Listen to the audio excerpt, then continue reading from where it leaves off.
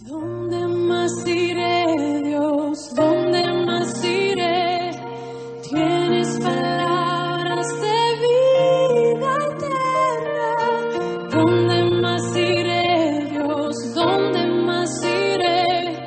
Tienes palabras de vida eterna. ¿Dónde más iré, Dios? ¿Dónde más iré? Tienes palabras de vida eterna. ¿Dónde más iré, Dios? ¿Dónde más iré? Tienes palabras de vida eterna. Damos gracias al Señor por toda la reunión preciosa que estamos teniendo. Vamos a orar y luego vamos a ir a la palabra. Padre, te damos muchas gracias por la bendición de la reunión de hoy, todas las cosas hermosas con las cuales nos estás bendiciendo. Te pido ahora tu guía en este tiempo de la exposición bíblica, que me des la capacidad de poder transmitir cada uno de estos conceptos de una manera que te honra a vos, de una manera fiel al texto, y que nos abras el entendimiento de todos para que cada uno de nosotros pueda recibir tu palabra con gozo, podamos ser alentados, confrontados, lo que tu palabra haga hoy o necesita hacer con cada uno de nosotros, y podamos seguir creciendo a la imagen de Cristo. Bendecí cada uno de los que está en este lugar con tu palabra. Pido todo esto en el nombre de Jesucristo. Amén. Bien, el título del sermón, ya lo conoces, el mismo de la semana pasada, se llama Una confianza errada. Estamos en Romanos capítulo 2, versículo 17 al 29. Dice así la palabra del Señor.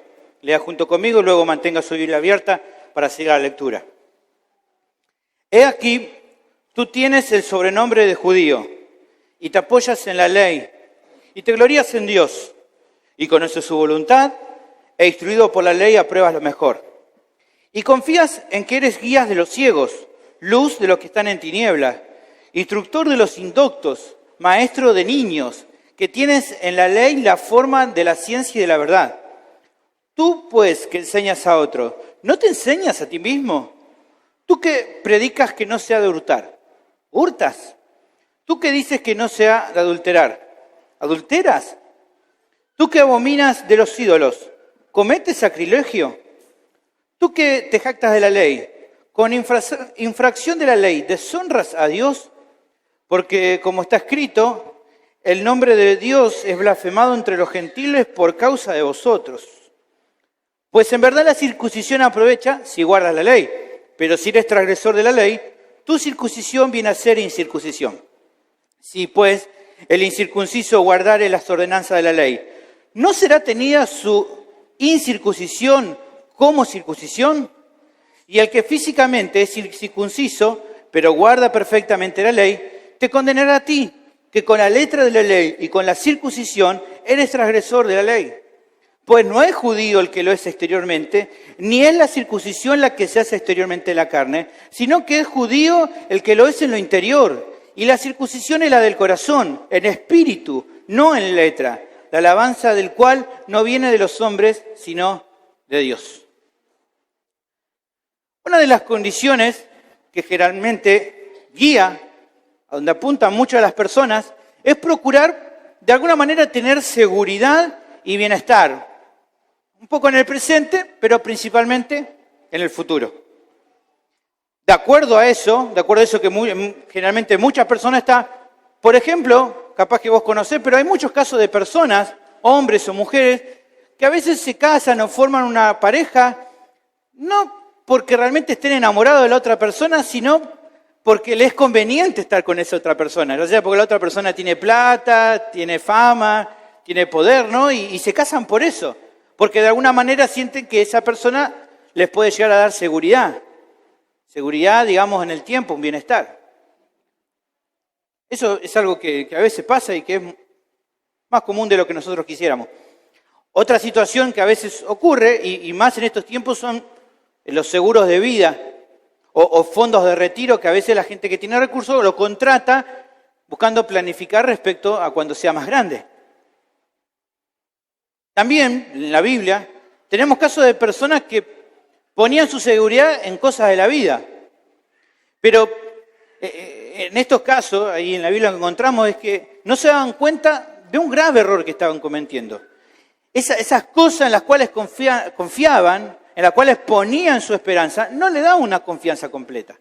Y si usted se acuerda, por ejemplo, cuando dos hermanos van ante el Señor y le dicen, Señor, vos tenés que, vos que sos tan sabio, tenés que arreglar los problemas que tenemos de una herencia. Y el Señor dice, yo no me voy a poner a discutir eso, no vine para eso. No me voy a poner eso. Y Él le dice, la bendición o lo que el hombre puede estimar no depende de los bienes que posee, y entonces le da esta parábola que apunta justamente a eso, a dónde pone el hombre su confianza y lo raro que puede llegar a estar. En Lucas capítulo 12, versículo 16 dice, también les refirió una parábola diciendo, la heredad de un hombre rico había producido mucho, y él pensaba dentro de sí, ¿qué voy a hacer? Porque no tengo dónde guardar mis frutos. Y dijo, esto voy a hacer, voy a derribar mis graneros, los voy a hacer más grandes, y ahí voy a guardar todos mis frutos y mis bienes. Y voy a decir a mi alma, alma, muchos bienes tienes guardados para muchos años, tené confianza, reposá, comé, bebé, regocijate. Pero Dios le dijo, necio, esta noche vienen a pedirte tu alma, y lo que has provisto, ¿de quién será?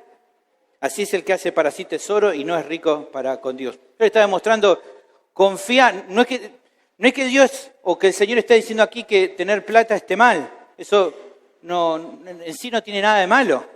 El problema es poner la confianza en esas cosas cuando eso no nos puede dar confianza. Y aquí el Señor da como un ejemplo, ¿no? Confiar en algo, en las cosas de la vida, en el dinero, pónganle como vimos acá, es como diríamos el famoso dicho, ¿no? Es pan para hoy, hambre para mañana. No da realmente seguridad. O sea, o expresado de otra manera, cualquier cosa en la que el hombre ponga su seguridad fuera de Dios es un camino totalmente inútil y en un sentido mortal. Fuera de Dios, en realidad, no hay esperanza para nadie. No hay esperanza. Tal vez poner la confianza en algo fuera de Dios pueda dar cierta tranquilidad temporal, pero sabemos que, en definitiva, el final es condenación. Es condenación. O sea, no se trata simplemente, quiero que no piense solamente me estoy refiriendo a lo material. Bien le cabe esto también en poner la confianza en una persona o en una ideología humana, en una religión, cualquier cosa que vos quieras poner tu confianza y decir, bueno, voy a descansar en esto, fuera de Dios es algo inútil, vacío, no tiene un sustento sólido. Y un ejemplo de esto eran justamente los judíos religiosos de la época de antes de Pablo, y siquiera ya en la época de los profetas. Ellos, en la época de los profetas, vemos que especialmente los del Reino del Sur, estaban confiando de que nada malo les podía pasar, de que a ellos nunca le iba a llegar el mal, porque ellos decían, bueno, tenemos el templo de Dios en medio de nosotros, entonces no va a pasar nada, no puede pasar nada, porque tenemos el templo. Está el templo, ¿cómo Dios no nos va a proteger si tenemos el templo? Entonces, en vez de poner su confianza en Dios, ellos ponían su confianza en el templo. Y la realidad es que terminaban viviendo lejos de Dios y teniendo al templo como un amuleto. Eso en Jeremías capítulo 7, versículo 4, el profeta los confronta y dice, no fiéis en palabra de mentira diciendo, templo de Jehová, templo de Jehová, templo de Jehová es este. Yo decía, bueno, estamos seguros, no va a pasar nada, quédense tranquilos, te hemos confiado, tenemos el templo, así que no puede pasar nada. La realidad, como todos sabemos, si vos lees el Antiguo Testamento, ves que fue muy triste, porque Dios castigó a estas personas y el templo en el cual ellos ponían su seguridad fue destruido, porque Dios así lo había determinado. Ahora, para la época del apóstol Pablo, la situación seguía siendo bastante similar a los judíos religiosos, o sea, personas que pensaban que eran creyentes, pero en realidad no lo eran, se aferraban a una religión como un medio de tener seguridad de su salvación y respecto al futuro de sus almas. Ellos creían, porque eran judíos, porque tenían esa religión externa, no había ningún temor del futuro. Y lo paradójico es que ellos habían visto, ellos tenían, y ellos decían creer y decían enseñar el Antiguo Testamento, donde el Antiguo Testamento justamente mostraba que seguir una religión externa no había confianza, no había seguridad en confiar en una religión externa, en tener confianza en eso. Pero aunque ellos tenían esa enseñanza, cometían el mismo error. De otra manera, pero exactamente el mismo error. Evidentemente el mismo error. El mismo error que así como a personas del Antiguo Testamento los había llevado al infierno, a ellos también los estaba llevando por el mismo camino. Y creo que evidentemente, si a los judíos del Antiguo Testamento le ha pasado, si a los judíos o religiosos de la época de Pablo estaba pasando, esto es un peligro, una advertencia, una reflexión para todas las personas. Porque todos podemos tener el peligro de poner nuestra confianza en una religión o una religión externa. Entonces, tenemos que reflexionar en esto y creo que este sermón es muy importante para que reflexiones y evites justamente esperanzarte en algo incorrecto. Y que pongas tu confianza y tu seguridad en el único medio eficaz que cada ser humano que existe en la tierra tiene para poder llegar al cielo. ¿Cuál es ese único medio? Jesucristo, su evangelio.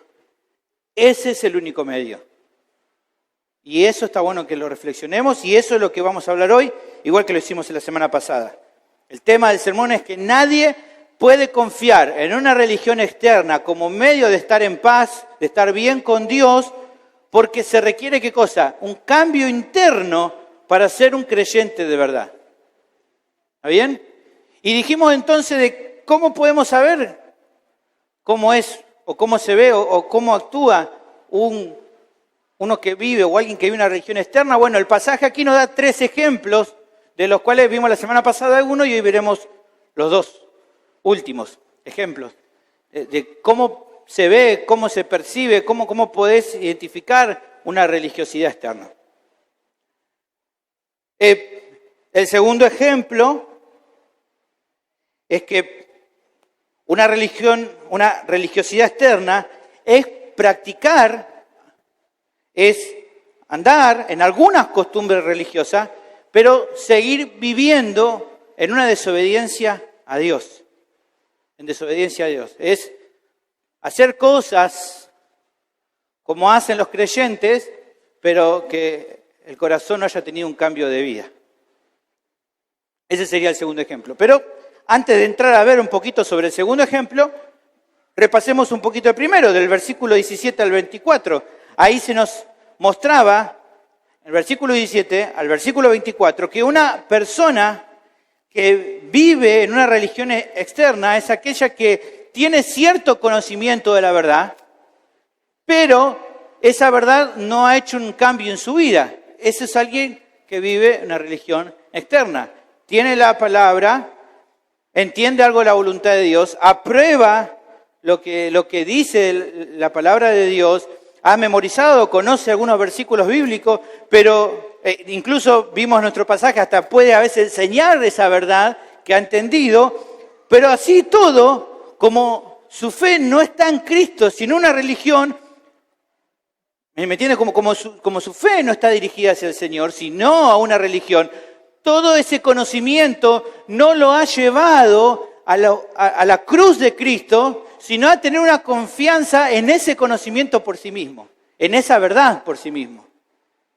O sea, se asegura o piensa o confía de que es creyente sencillamente por lo que sabe o por lo que comprende de la palabra, aunque eso no haya hecho ningún cambio en su vida. Eso es un ejemplo de religiosidad externa. Y debido a eso, el destino eterno de esa persona es el mismo de aquellos que rechazan directamente la palabra de Dios. Se va al infierno igual. Ahora, luego de repasar un poco respecto a ese primer ejemplo, vamos a ver el segundo. Lo tenemos a partir del versículo 25. Lea conmigo, dice: pues en verdad la circuncisión aprovecha si guardas la ley.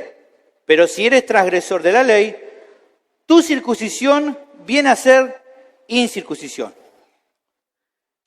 En varios pasajes de esta epístola nos encontramos con una doctrina fundamental.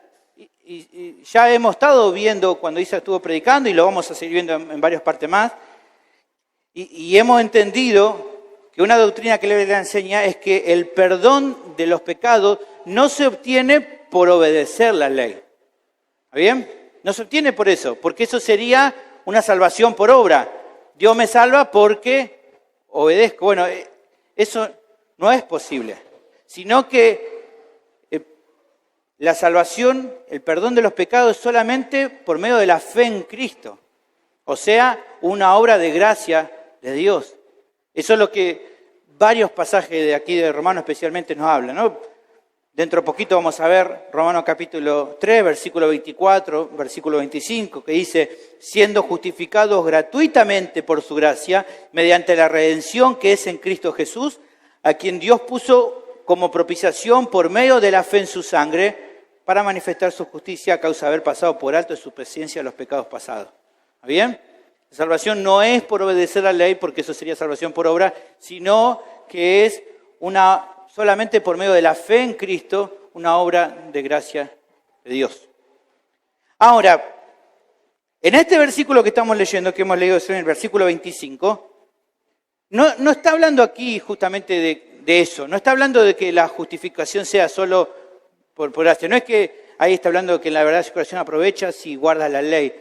No está queriendo hablar Pablo de eso. Algunos afirman que lo llevan a esto como un argumento para hablar acerca de la justificación por la fe sola, por medio de la gracia.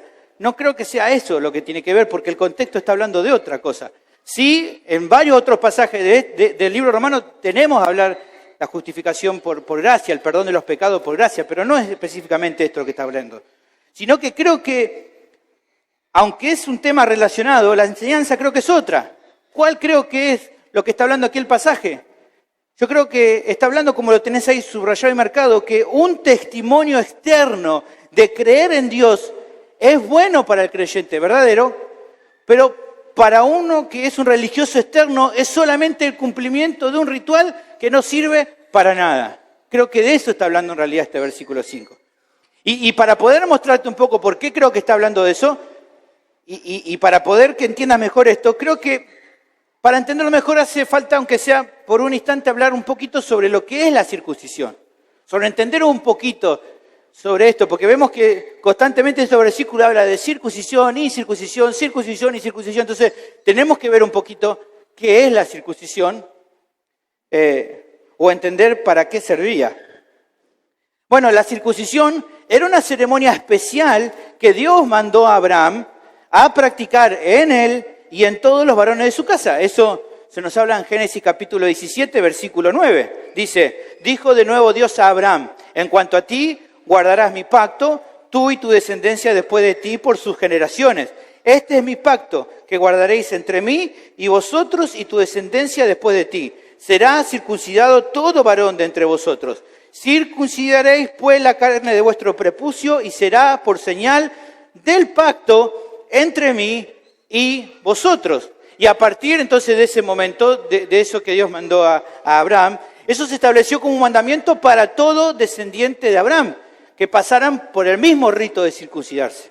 Ahora, ¿para qué servía esto? Bueno, ahí creo que el versículo 11 de ese Génesis nos muestra, ahí habla de señal. O sea, por lo que se menciona aquí, en el relato de Génesis, era como un testimonio de aquellos que formaban parte del pacto abrámico, siendo justamente Isaac el hijo escogido por gracia como portador de esta bendición. O sea, Dios había establecido un pacto con Abraham y ese pacto iba a seguir para toda su descendencia, pero esencialmente ¿en cuál de sus hijos? En Isaac, en él.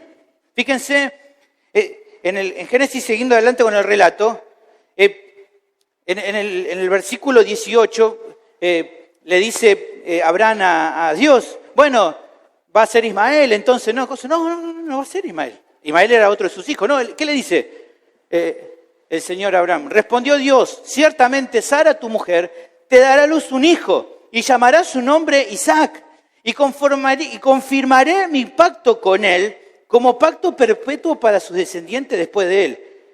En cuanto a Ismael, también te he oído, lo voy a bendecir, lo haré fructificar y multiplicar mucho en gran manera. 12 príncipes engendrará y haré de él una gran nación. Mas yo estableceré mi pacto con Isaac, el que Sara te dará luz por este tiempo el año que viene. Estoy diciendo, va a ser por Isaac, va a ser por él que va a continuar la descendencia y la bendición de este pacto que voy a establecer. Pero fíjense nuevamente que está hablando de ¿qué? De un símbolo que le hacía recordar a Abraham y a toda su descendencia que a pesar de ser pecadores igual que el resto del mundo, Dios los había llamado a ellos a tener una relación especial con él. No es que Abraham había sido mejor que otro, no es que Isaac era mejor que Ismael o que cualquier otra persona. Simplemente Dios en su misericordia había escogido establecer un pacto con ellos y llamarlos a una relación especial con él. La circuncisión no era un motivo para que Abraham, Isaac o cualquiera de su descendencia se jactara, sino un recordatorio externo de que ellos eran inmerecedores de que Dios haya sido bueno, de la bondad de Dios. MacArthur comenta al respecto: no hay duda que esta cirugía representaba simbólicamente la pecaminosidad del hombre que se transmite de generación en generación. Precisamente el órgano reproductor del hombre necesitaba purificarse con la remoción de su encubrimiento, de modo que el hombre es pecaminoso en el centro mismo de su naturaleza y necesita limpieza profunda en su corazón. Este símbolo gráfico de la necesidad de quitar el pecado se convirtió en la señal de ser judío. Por lo que, entonces, si funcionaba como un testimonio, como una señal, como un símbolo, eso quiere decir que no porque un judío se circuncidara, entonces iba a formar parte del pueblo del pacto, sino que era necesario que esa persona tuviera una relación genuina con Dios por medio de la fe. No es que porque entonces ya me circuncido, entonces ya soy parte, porque eso sería, entonces que la circuncisión sería un medio para llegar a Dios. Pero ¿qué dice todo el tiempo el texto? Es una señal, es un símbolo, es un testimonio, no es un medio para llegar a la salvación. ¿Entienden la diferencia? ¿Y cómo podemos confirmar eso? ¿Cómo podemos confirmar que la circuncisión que Dios mandó a Abraham y a toda su descendencia era un símbolo y no un medio? Bueno, hay varias razones. Primero, como vamos a ver más adelante en Romanos capítulo 4, Abraham mismo era un creyente genuino, creyó en Dios, era un creyente de verdad antes de circuncidarse. Eso nos dice el mismo Pablo. En Romanos capítulo 4, versículo 9 en adelante. ¿Es pues esta bienaventuranza solamente para los de la circuncisión o también para los de la incircuncisión? Porque decimos que a Abraham le fue contada la fe por justicia. ¿Cómo pues le fue contando? ¿Estando en la circuncisión o en la incircuncisión? No en la circuncisión, sino en la incircuncisión. O sea, ya él fue creyente antes de ser circuncidado. Y versículo 11 dice, y recibió la circuncisión como señal. ¿Ven?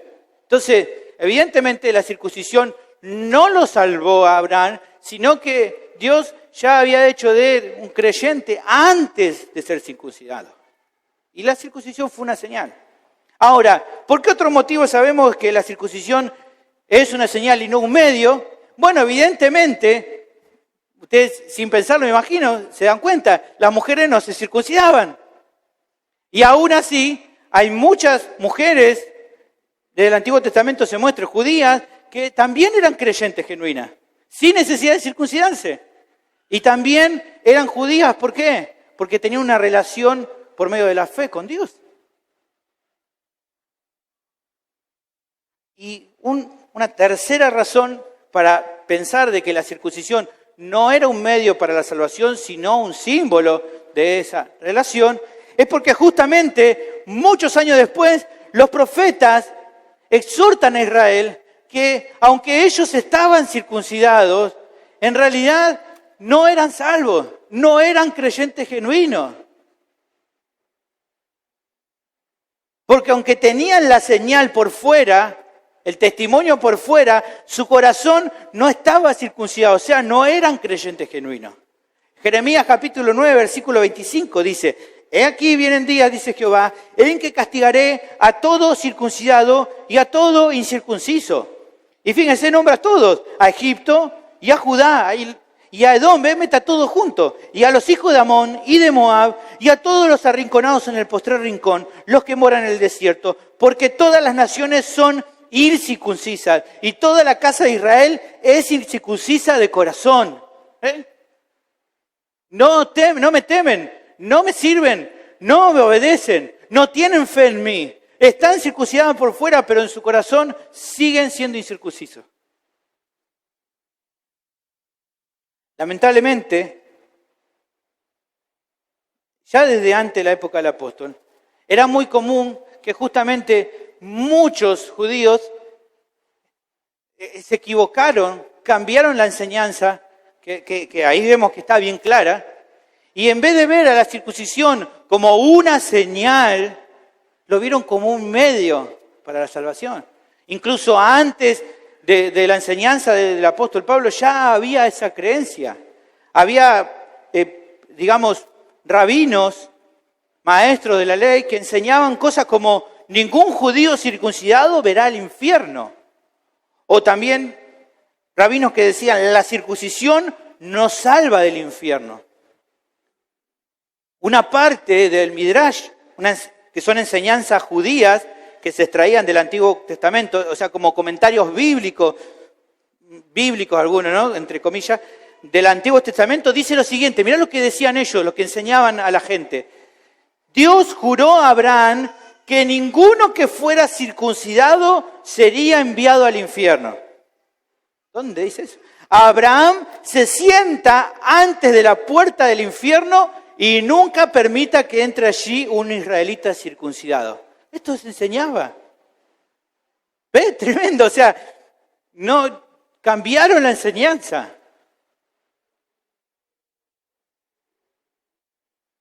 Ahora, considerando todo esto repasado, es que entonces ahora podemos explicar el texto y ver cómo esto estaba buscando confrontar el sistema religioso. ¿Se acuerdan que dijimos?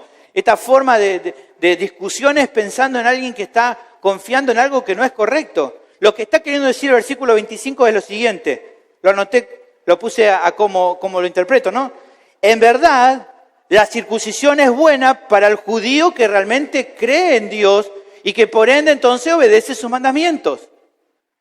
Pero Pablo como que le está confrontando al religioso judío, al que creía en una religiosidad externa y confiaba en eso, le está diciendo: pero si a vos no te importa la voluntad de Dios y haces con tu vida lo que querés, por más que te hayas circuncidado, con tu actitud rebelde demostrás que lo que te hicieron fue solo una cirugía del cuerpo. O sea, no vale para nada delante de Dios. Eso es lo que está queriendo explicar acá. Si sos un judío de verdad, o sea, un creyente de verdad, entonces es algo bueno la circuncisión. Pero si haces con tu vida lo que querés, si no tenés en cuenta a Dios tu vida, si no hay un cambio interno en tu vida, esa circuncisión es nada. Es como que no te lo hubieras hecho. Es lo mismo que nada. Y para refutar como fuerte este argumento, ¿no?, se presentan dos argumentos más. Versículo 26 y versículo 27 dice: si pues el incircunciso guardare las ordenanzas de la ley, ¿no será tenida su incircuncisión como circuncisión? Y el que físicamente es incircunciso, pero guarda perfectamente la ley, te condenará a ti, que con la letra de la ley y con la circuncisión eres transgresor de la ley. El primero de estos dos argumentos ataca directamente a la confianza en la circuncisión desde el punto de vista de los frutos de un creyente genuino. Lo que está diciendo aquí es algo así: si hay alguien que no se circuncidó, pero es fiel a Dios y tiene una relación de fe con Él y guarda los mandamientos, aunque no haya cumplido con la ceremonia de circuncisión, ¿será que el Señor lo va a despreciar porque no se ha circuncidado? Eso es lo que está preguntando. O como dice acá nuestro pasaje, no de otra manera, yo te lo dije de otra manera, pero le está diciendo, su incircuncisión no será tomada como circuncisión. Lo que está planteando acá Pablo al judío que pensaba de esta manera y que confiaba en su religión externa, le está diciendo, ¿qué es más importante para Dios? ¿La obediencia a la ley o cumplir con un rito religioso? ¿Qué es más importante? ¿Entienden la pregunta? ¿Qué vale más para Dios? ¿Qué es más importante para Dios? ¿Que alguien se circuncide o que alguien realmente tenga una relación genuina con Él? Es lo que está preguntando, ¿la obediencia a la ley no es acaso más importante para Dios que cumplir con un rito o una ceremonia religiosa? Y para ilustrar esto, saliendo de la circuncisión, pero que exactamente es la misma idea, vemos el reto, la exhortación de Samuel a Saúl. En 1 Samuel capítulo 15, versículo 21, Dios le había mandado por medio de Samuel a Saúl que hiciera algo, él hace lo que quiere y quiere justificarse y decir, bueno, pero hicimos algunas cosas, ¿no? Y él que le dice, mas el pueblo tomó del botín ovejas y vacas, las primicias del anatema, para ofrecer sacrificios a Jehová tu Dios en Gilgal, le dice Saúl a Samuel. Hay un cosito dando vuelta a esos stickers, ¿no? Está mal, pero no está tan mal, ¿no? Es así, dice, bueno, no hicimos lo que dijimos, pero bueno, hicimos algo más o menos bueno. Y Samuel lo mira a Saúl y le dice, Samuel dijo, ¿se complace Jehová tanto en los holocaustos y víctimas como en que se obedezcan las palabras de Jehová? Ciertamente el obedecer es mejor que los sacrificios y el prestar atención que la grosura de los carneros. A Dios lo que le importa más es que lo obedezca y no sencillamente que se cumpla con un rito.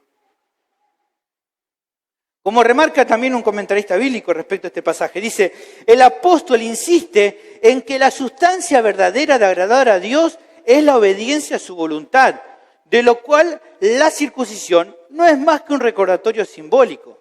El hecho de guardar las ordenanzas de la ley con sinceridad, debido a que es la voluntad de Dios, es de gran valor. En cambio, la circuncisión sin obediencia es algo que carece totalmente de valor. Si pues el incircunciso, es decir, el gentil, guardare las ordenanzas de la ley, Dios le verá con el mismo favor con que mira a un judío circuncidado que guarda su ley. Y por esa razón será tenida su circuncisión como si fuera una verdadera circuncisión o señal del pacto con Dios. Se trata de eso en definitiva. Ahora, el segundo argumento que él da para mostrar esta enseñanza es creo más fuerte todavía. El versículo 27. Si pues el incircunciso guardar las ordenanzas de la ley, 27, y el que físicamente es incircunciso, pero guarda la ley, esto perfectamente, la Biblia de las Américas traduce mejor, guarda la ley, te condenará a ti, que con la letra de la ley y con la circuncisión eres transgresor de la ley. El segundo argumento entonces más fuerte, está diciendo que justamente está remarcando que con su actitud fiel a Dios, los incircuncisos exponen, los que no están circuncidados, exponen el mal de los que se circuncidan pero siguen viviendo su vida como quieren. O sea, que son falsos creyentes. Esto es lo que habla de condenar. No es que los incircuncisos van a juzgar y van a condenar a los circuncisos, sino que está diciendo, con su actitud fiel a Dios, ellos exponen la maldad de aquellos que se llaman creyentes porque se circuncidaron, pero que en realidad no son creyentes porque siguen viviendo su vida como quieren. O sea,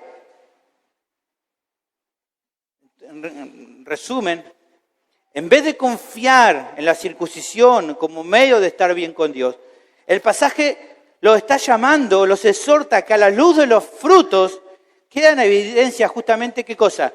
¿Quiénes son los verdaderos creyentes? ¿De quiénes son los que dicen ser creyentes pero no lo son? ¿Cuál es la diferencia? Los creyentes genuinos obedecen, prosiguen en obedecer y seguir adelante y a partir de un cambio de vida obedecen a Dios. Los que no son creyentes genuinos pueden practicar algunos ritos religiosos, pero aún así siguen haciendo de su vida lo que quieren. Entonces, a partir de esta exhortación, por más que la enseñanza judía errada decía, bueno, el que está circuncidado, el que seguro va a entrar, este pasaje determina quiénes iban a ir al cielo y quiénes no. Estos religiosos tenían que dejar de confiar en que por poseer la palabra de Dios o porque hacer cosas religiosas iban a entrar al cielo. Si su vida no mostraba fruto de arrepentimiento, de un cambio verdadero, estaban tan perdidos como el resto de aquellos que no se llamaban religiosos. Estaban igual, en la misma condición.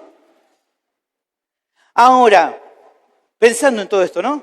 Creo que tenemos que reflexionar nosotros en la actualidad. Con la venida de Cristo al mundo y con el establecimiento del nuevo pacto, el Nuevo Testamento nos remarca que los creyentes no tienen que circuncidarse como testimonio de que son parte del pueblo de Dios. Ya no es para nosotros. Gálatas capítulo 5, versículo 6, nos habla un poco, hay montones de pasajes, ¿no? Pero ese, por ejemplo, dice, porque en Cristo Jesús ni la circuncisión vale algo, ni la incircuncisión, sino la fe que obra por el amor. Ya no va para nosotros eso. Pero aún así, aunque eso ya no es para nosotros, el principio que tenemos aquí es igual de importante para nuestra vida. Y es el segundo ejemplo de aquel que vive una religiosidad externa. Aquel que es un religioso externo, aunque haga cosas, practique ciertos ritos religiosos, haga costumbre religiosa, no es un creyente genuino, porque todavía sigue andando en sus propios caminos. Una religiosidad interna, entonces, cuando alguien efectúa costumbres de creyente, pero todavía sigue en su propio camino. Quizás ya no se trata de circuncidarse. Quizás ya no es eso ahora, obviamente no. Pero puede haber otras cosas, otras costumbres cristianas, otra costumbre de los creyentes en lo cual estés poniendo la confianza. O sea, por ejemplo, una ordenanza para los creyentes hoy es el bautismo. Ahora, todos sabemos que ese testimonio externo no te salva. Ese testimonio, el bautismo, la ceremonia del bautismo en agua, no es un medio y no es tampoco un elemento en el cual puedas poner seguridad y confianza de que vas a ir al cielo. Yo no puedo decir voy a ir al cielo porque me bauticé. Yo no puedo ir al cielo porque digo, bueno, me bauticé una vez, no entendía, bueno, ahora que voy a una iglesia sana me volví a bautizar, entonces ahora sí seguro voy al cielo. No funciona de esa manera. Y así otros casos, o sea, hay personas que creen que van a ir al cielo porque una vez alguien le hizo repetir una oración por su pecado. No, yo voy al cielo, ¿por qué? No, porque un día me dijo el pastor, repetí conmigo, Señor Jesús, entra en mi vida, entra en mi vida. Y por eso creen que van a ir al cielo. Otros piensan que van a ir al cielo porque no, yo voy al cielo, ¿por qué? Porque yo escucho a este predicador de sana doctrina, a este otro. Otros piensan, no, yo voy al cielo porque voy a una iglesia de sana doctrina, porque asisto, porque ofrendo, porque hago muchas cosas. Y ¿sabes qué? Muchas de estas cosas no son malas en sí mismas. El problema es confiar en eso, que eso por sí mismo te puede salvar. No es así. La respuesta es no. Los creyentes son redimidos solo por medio de la fe en Cristo. Nada más. Es solo por su gracia. Y cada buena obra que hacemos, bautizarnos, servir en una iglesia, asistir, ser miembro, no son un medio que te salve o que te mantenga salvo, sino un resultado evidente de lo que ahora sos en Cristo. Efesios capítulo 2, versículo 8 lo dice claro. Por gracia soy salvo, por medio de la fe, esto no de vosotros, pues es don de Dios, no por obras para que nadie se gloríe, porque somos hechura suya, creados en Cristo Jesús para buenas obras, las cuales Dios preparó de antemano para que anduviésemos en ella. Bellísimo. Hermanos, tal es el error. Reciente mencionaba la Miralles y algunos me miraron, ¿cómo pueden enseñar semejante cosa? Pero ¿sabes una cosa? Mucho no cambió.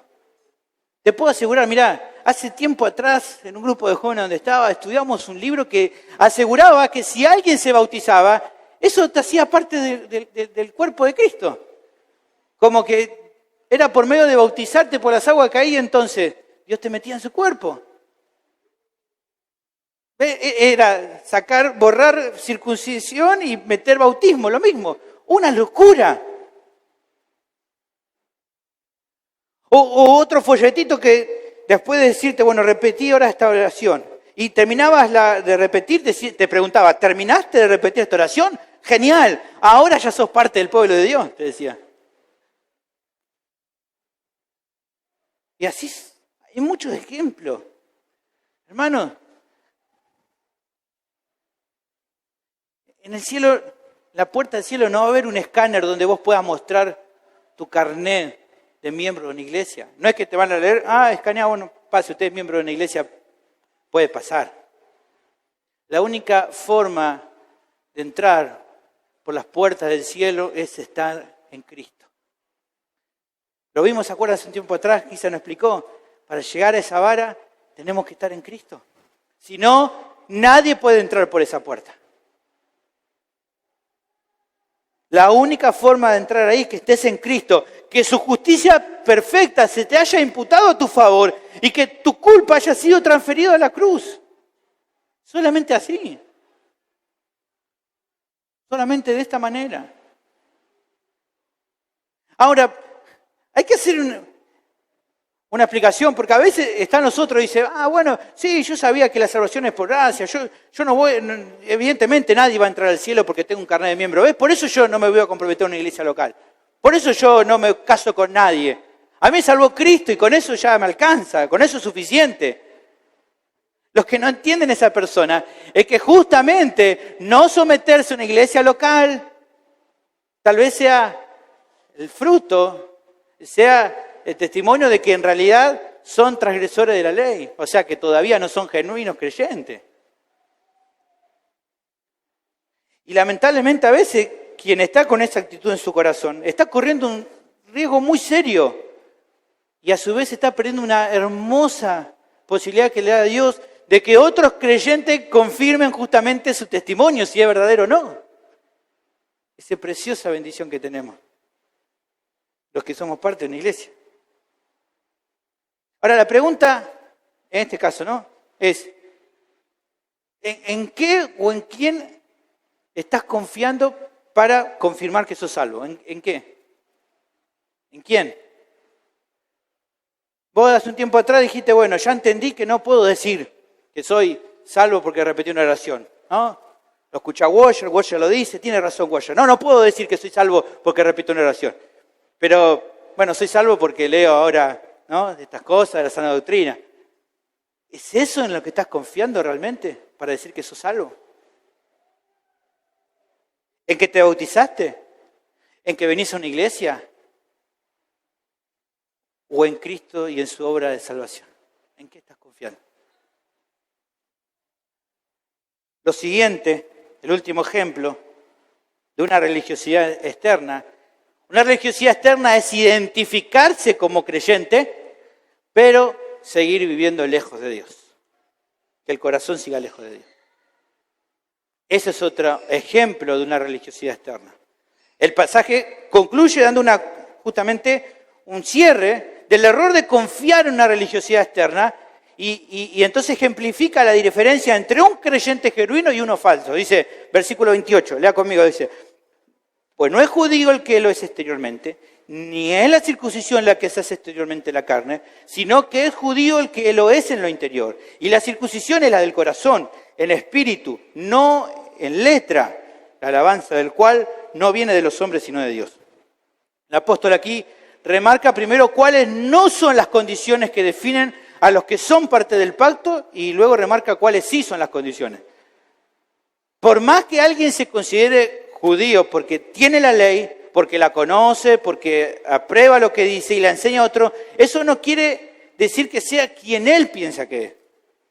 Porque tampoco un descendiente verdadero de Abraham es quien se circuncidó, como estamos viendo, sino quien teme y cree en Dios de verdad. O sea, es un judío de verdad, es un creyente de verdad, un descendiente verdadero de Abraham, aquel que en su interior le ha acontecido un cambio de vida genuino, que ha recibido, como dice el pasaje ahí, la circuncisión, ¿dónde? En su corazón, o sea, una transformación radical de su ser.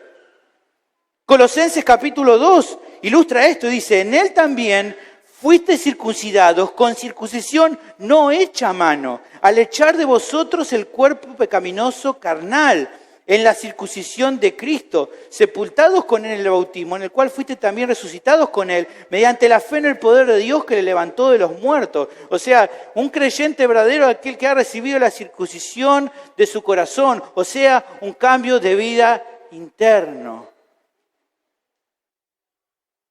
Que ahora es una nueva criatura. Y ese cambio, como dice nuestro pasaje ahí, no es por la letra, sino por el Espíritu. Una obra espiritual, una obra del Espíritu Santo. Una obra, como dice Ezequiel capítulo 11, versículo 19. Les daré un corazón y un espíritu nuevo pondré dentro de ellos, y quitaré el corazón de piedra del medio de su carne, y les daré un corazón de carne, para que anden en mis ordenanzas y guarden mi decreto y los cumplan, y me sean por pueblo y yo sea a ellos por Dios. Y esa obra, evidentemente, hermanos, es una obra que produce el Espíritu Santo y no se produce por medio de obedecer la ley.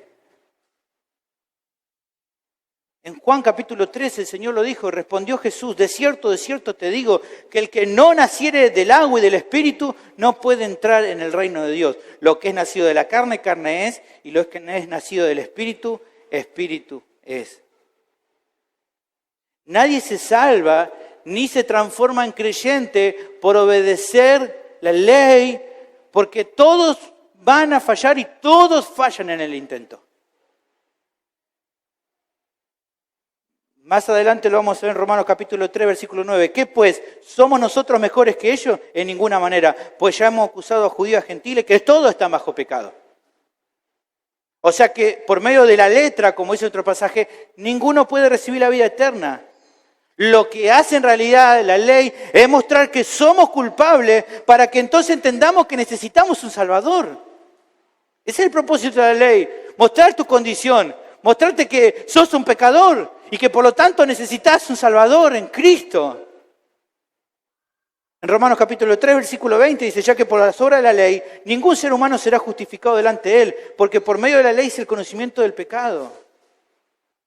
Por lo tanto, cada pecador depende de la obra de gracia de Dios, por medio de la cual el Espíritu Santo imparte vida al que está muerto y por medio de la fe en Cristo recibe el perdón completo de sus pecados. ¿Me entendés lo que te estoy diciendo? Él te hace algo nuevo, Él te hace un creyente, el Espíritu Santo obra en tu vida para que ahora puedas creer en Dios y entonces ahora que crees en Dios, tus pecados son perdonados. En Juan capítulo 3, versículo 7 dice, no te maravilles que te dije que es necesario nacer de nuevo. El viento sopla donde quiere y oye su sonido, mas no sabe dónde viene ni a dónde va. Así es todo aquel que es nacido del Espíritu Santo. Una obra impresionante que no se puede entender, pero ¿qué pasa? El Espíritu Santo obra en tu vida, dándote un nuevo corazón para que ahora puedas creer. Y como dice Colosenses 2, 13, 14, y a vosotros, estando muertos en pecados y en la incircuncisión de vuestra carne, os dio vida juntamente con Él, perdonándoos todos los pecados, anulando el acta de los decretos que había contra nosotros, que nos era contraria, quitándola de en medio y clavándola en la cruz. Todo se trata de Dios.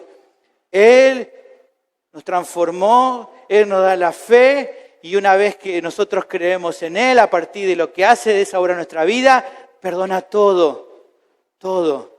Transfiere nuestra culpa a la cruz de Cristo y la justicia perfecta de Cristo nos es imputada a nosotros. Y Él recibe la gloria por todo, porque todo se trata de Él. Ante esta verdad, nadie puede jactarse, ni debe confiar en ser parte del pacto, del pueblo de pacto en base a sus propios méritos, sino que se necesita poner su esperanza en la obra redentora de otra persona. ¿Y quién es esa persona? Jesús de Nazaret, el Hijo de Dios, el Cordero de Dios que quita el pecado del mundo. Porque como dice Hechos capítulo 4, versículo 11, este Jesús es la piedra reprobada por vosotros los edificadores, la cual ha venido a ser cabeza del ángulo, y en ningún otro hay salvación, porque no hay otro nombre bajo el cielo dado a los hombres en que podamos ser salvos. Y Juan lo dice allí, Juan 1:29, siguiente día vio Juan a Jesús que venía a él y dijo: he aquí el Cordero de Dios que quita el pecado del mundo. El judío religioso no podía confiar en sus obras ni tener seguridad en ser parte de la raza hebrea como medio para ir al cielo. Tampoco podía pensar en que por haber sido circuncidado eso le daba entrada al reino de Dios, ya que como enseña el pasaje aquí en definitiva, la circuncisión más importante es la que se produce en el interior, no en el exterior. Y para ilustrar el error que cometía el judío religioso, aquel religioso externo, podemos reflexionar en la predicación de Juan el Bautista. En su enseñanza les remarca con toda sinceridad y hablaba a aquellos que confiaban en que eran judíos por ser de descendientes de Abraham y pensar que por eso tienen una salvación segura. Él le dice en Lucas 3:8, traducida de mi manera, dice: sepan que no son tan especiales como para jactarse en el hecho de que son del linaje natural de Abraham. Ya que, fíjense cómo dice ahí, no pueden decir que tenemos a Abraham por padre, por eso estamos seguros. Porque os digo, ¿qué cosa? Que Dios puede levantar hijos de Abraham aún de estas piedras. Lo que está haciendo aquí Juan el Bautista es reclamar: abandonen su religiosidad externa. Dejen de confiar en eso como medio para salvación. Dejen de poner su confianza en eso. Vuélvanse al Señor de todo corazón. Vuélvanse a Él. En Romanos capítulo 9, versículo 6, el apóstol Pablo también lo iba a decir, pero de otra manera, pero apunta a lo mismo. Él dice: no todos los descendientes de Israel son israelitas de verdad. Esta gente estaba confundida, hermanos, y solamente podían y solamente necesitaban creer en el Evangelio para poder salir de este error fatal. Entonces, aquí tenemos el tercer ejemplo de quien está viviendo una religiosidad externa. Aquel que está viviendo una religiosidad externa se identifica como creyente, pero su corazón está lejos de Dios. Se identifica como creyente. O sea, no hay ninguna seguridad firme para aquel que se define que teme a Dios, pero luego en su vida muestra fruto de que eso no es cierto. No sirve. No es creíble. Y esta advertencia le vale tanto al judío religioso, que en su mente tenía un pensamiento errado, y que el apóstol aquí está confrontando, pero esta advertencia también le servía para los creyentes genuinos que había en la iglesia en Roma, sean de procedencia gentil o de procedencia judía. Y esta advertencia sirve para todos los creyentes de la historia, incluidos nosotros en este tiempo. ¿Se acuerdan ustedes cómo comencé la semana pasada cuando empezamos con este tema? ¿Se acuerdan que hablamos de qué cosa? Una encuesta de gente que se identificaba como religiosa y que muchos aseguraban creer en Dios, aunque vemos que en su vida no hay fruto de eso.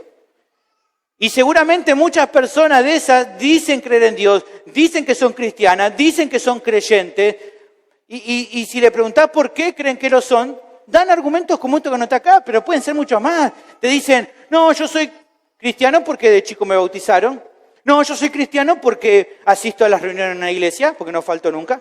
No, yo soy cristiano porque tomé la primera comunión. No, yo soy cristiano porque repetí la oración del pecador. No, yo soy cristiano porque me confieso cada tanto con un sacerdote. No, yo soy cristiano porque estudié toda la confesión de Westminster y yo soy cristiano por esto, por esto. Y alguien tal vez puede estar pensando, pará, pastor, ojo, ¿no estás mezclando cosas del catolicismo con cosas de los cristianos evangélicos? ¿Sabes qué? Sí las mezclo. Sí las estoy mezclando. A propósito lo hago. ¿Sabes por qué lo hago? Porque lo que quiero remarcarte con esto es que si alguien dice ser creyente, pero con su vida demuestre que no teme, que no ama, que no sigue a Cristo de verdad, esa persona tiene que pensar si realmente es un creyente genuino, aunque se llame católico, evangélico, luterano, bautista, pentecostal, presbiteriano, reformado, como quiera llamarse. Si tu vida no ha cambiado, no importa cómo te identifique, todavía estás muerto en tu delito y tu pecado y te tenés que arrepentir y confiar en Dios de verdad. Es así. No importa cómo te llames y no importa en qué quieras poner tu confianza. Si tu vida no ha cambiado, por más que te identifique como cristiano, estás perdido y te tenés que arrepentir. No importa cómo te identifique a vos mismo. Sea como sea que te llames, si la obra de Dios en tu corazón por medio del Evangelio estás perdido, lo mismo que los demás. Si, en definitiva, para un judío religioso que no temía a Dios, su circuncisión era como una incircuncisión, lo mismo puede decirse de aquel creyente que dice, bueno, me bauticé, pero si seguí lejos de Dios, eso fue solamente un chapuzón de agua y nada más.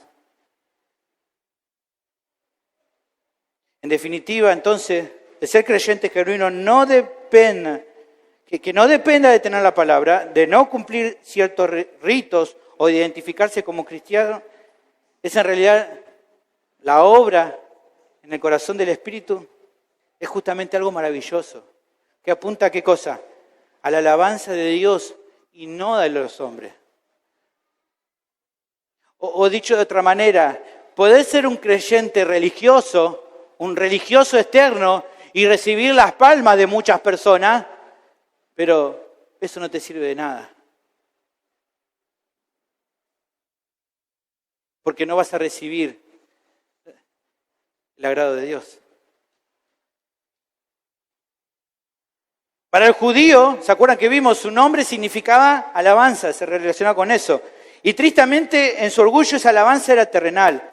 En cambio, para el creyente genuino, su corazón se gloría en Dios, porque en Cristo ha recibido la salvación completa de su vida y por lo tanto alaba al Señor, porque sabe que por medio de Él ahora tiene confianza para estar delante de Dios.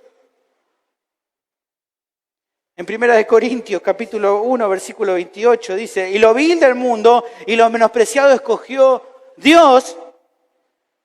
¿Cuántos dicen amén? Amén. Eso éramos nosotros. Y lo que no es, para deshacer lo que es, a fin de que nadie se jacte en su presencia. Mas por Él estáis vosotros en Cristo Jesús, el cual nos ha sido hecho por Dios sabiduría, justificación, santificación, redención y toda loción, para que como está escrito, el que se gloría, gloríes en el Señor y nada más que en Él. Mi pregunta es, ¿dónde está puesta tu confianza? ¿Dónde está dirigida tu jactancia? ¿En tu religión? ¿En vos mismo? ¿O en Cristo? Al ir terminando entonces con esta sección, creo que es importante llamar a la reflexión a aquellos que hoy me oyen y que quizás están hasta acá solo están viviendo una religiosidad externa. Tal vez, como decía la semana pasada, tu confianza es que sos cristiano porque tenés cierto conocimiento de la Biblia. O por ahí pensabas que eras un cristiano porque hacías cosas que hacen otros cristianos. O por ahí porque te identificabas como cristiano. O por ahí alguien está acá, un jovencito, y dice, no, yo soy cristiano o seguramente lo soy porque, bueno, mis papás son cristianos. Mis papás son cristianos, entonces, bueno, yo soy familia cristiana, pero eso no te hace cristiano, hijo. No. Déjame decirte que nada de eso te sirve para entrar al cielo. Para entrar al cielo necesitas nacer de nuevo.